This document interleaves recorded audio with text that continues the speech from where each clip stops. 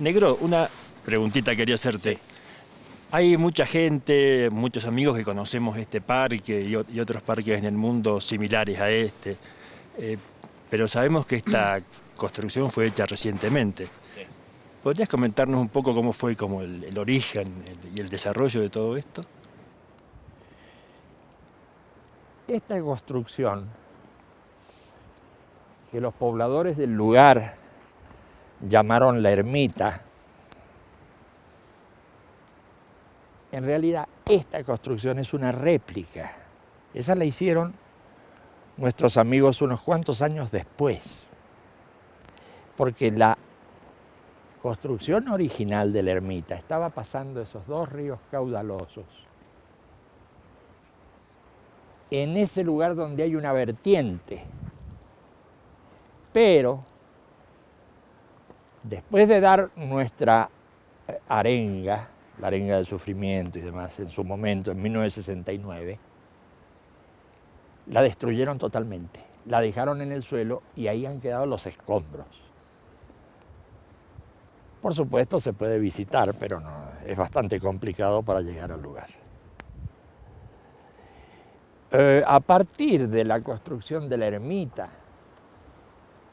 a la que concurrieron unos pocos amigos, donde nos concentramos en alguna ocasión, donde tuvimos oportunidad además de escribir unas cosas. A partir de ese momento empieza el desarrollo de lo que podríamos llamar los lugares de encuentro y de estudio. Como lugar de estudio es un poco complicado, pero cumplió con esa función, sobre todo en aquellos momentos donde no se podían producir reuniones públicas, ni reuniones al aire libre, ni reuniones sino reuniones muy restringidas. Y acá, donde nos vinimos entre las piedras, pudimos hacerlo. Ahí empezó la cosa. Pero ahí no terminó, ¿no? No terminó la cosa. Ahí empezó la cosa de las construcciones. Pero después de los desastres que produjeron con nosotros, nos fuimos al norte de este país, al límite con Bolivia. a la selva, a un lugar que se llama, o se llamaba, San Pedro de Jujuy. Y ahí hicimos una gran picada, empezamos a cortar árboles, a tirarlos abajo, y quedó todo más o menos despejado, pero rodeado por la selva. Ahí construimos una casa, pero no ya de piedra como esta ermita, sino una casa de troncos de árboles, porque era un lugar selvático. Ese fue uno de nuestros primeros cambios de lugar. Negro, eso sucedió en San Pedro de Jujuy, pero se trasladó a otros lugares. Claro.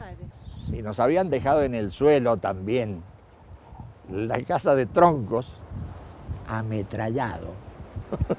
Claro, después que quedó en el suelo la casa de troncos, nos fuimos a otro lugar también en el norte, un lugar conocido como Yala, donde construimos otra casa, pero era una casa ya de madera y piedra, una casa grande, importante, y también tuvimos que abandonar el lugar. Entonces buscamos el centro del país, pues ya nos habíamos metido en las montañas, habíamos ido a la selva, entonces ahora buscamos un lugar llano, plano, el centro del país, en Córdoba, donde instalamos un centro de trabajo. Ahí pudimos trabajar bastante tiempo porque pudo llegar gente. Pudimos hacer intercambio, pudimos hablar entre nosotros, comprobar muchas cosas que queríamos comprobar, y eso terminó al final, después de los trabajos, terminó también mal. Varios encarcelados, gente deportada, etc. Sí, allá después de un año, ¿no? Fueron encarcelados y toda la gente, y Claro. provocó eso la dispersión a otros puntos. Claro. Así que ya no quedaba mucho lugar a donde ir. Podíamos haber ido al sur, al Polo Sur. Pero se convertía en una cosa un poco complicada. Para colmo de males, las dictaduras militares ya estaban instaladas en toda América. Así como asesinaron gente amiga, gente nuestra, en La Plata, en un lugar próximo a Buenos Aires, así como encarcelaron a numerosos amigos en distintas partes, así también en Chile, por ejemplo, hicieron sus verdaderos campos de concentración y metieron gente nuestra en Pisagua, en el norte de Chile. Así que estábamos bastante incómodos con la situación y ya decidimos cambiar, no solo de lugar geográfico en un país o en dos países, sino de continente. Y nos fuimos de acá y caímos en el mar Egeo. Y ahí instalamos en Corfú otro centro de trabajo. En ese centro de trabajo pudimos trabajar sin ningún tipo de problema. Además, recordemos, estábamos ya cerca de nuestros amigos de Europa. En aquellas épocas los desplazamientos no eran tan fáciles como ahora. Con ese centro de trabajo en Corfú, bueno, la gente pudo venir de todos los lugares de Europa. Y ahí pudimos hacer nuestros progresos hasta que ahí ya terminamos nuestros trabajos y nos fuimos a otros lugares. Negro, ¿Sí? estamos diciendo que los únicos lugares activos eran esos puntos de encuentro y retiro, ¿o habían otras cosas? Había numerosos lugares que no eran centros de trabajo y retiros. Acuérdate que había locales de todo tipo. Teníamos instalaciones a la calle, hacíamos relaciones públicas, hacíamos actividades políticas, sociales de distinto tipo. Pero ahora estamos hablando de los lugares en donde se hacían estudios y se hacían trabajos, se hacían retiros. y la gente se capacitaba, y la gente discutía, y la gente entendía. Mucha gente participaba, pero más periféricamente en esas otras actividades.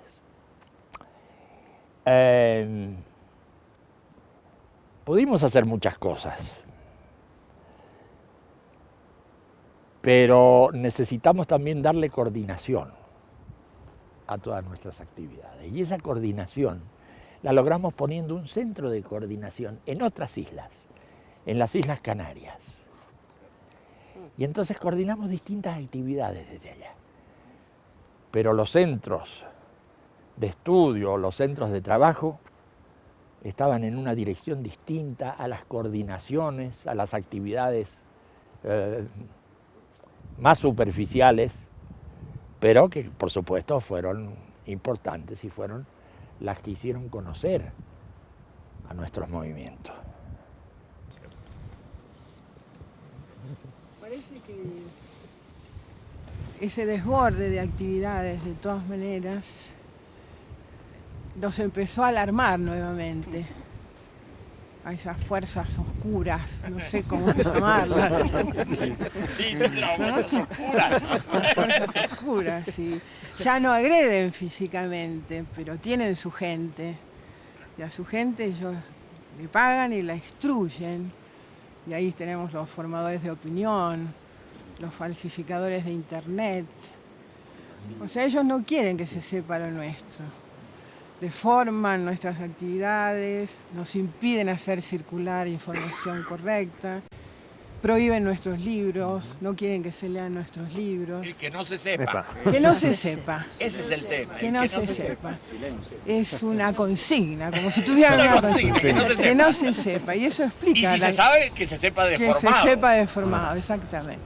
Eso explica la desinformación que hay alrededor nuestro, la gran desinformación que hay alrededor de todo lo que nosotros hacemos, me parece. En materia de desinformación y de todo ese tipo de cosas, después que desapareció la agresión física, sobre todo en América Latina, hubo pequeñas agresiones, pero nada, ya sin relevancia. Nos quemaron, qué sé yo, nos incendiaron 2 locales en Francia, nos rompieron los cristales de muchos locales en España, en Alemania.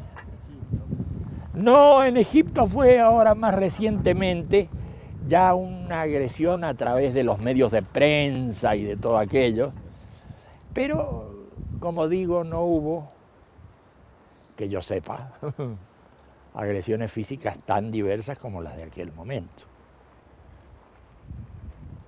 Así que así fue continuando ese asunto, Alicia,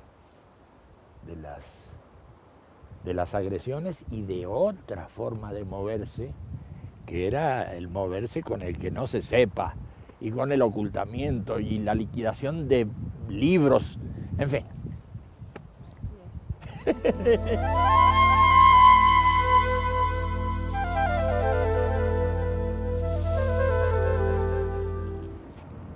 Y así fuimos pasando de lugar en lugar, saltando como pulgas de lugar en lugar, porque no había otra.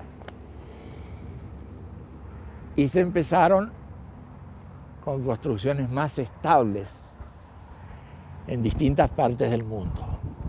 Se empezó con construcciones a las cuales hemos llamado parques, salas, salitas, lugares de reunión de comunidades del mensaje. Poco a poco se fueron erigiendo en distintos puntos esas construcciones más definitivas.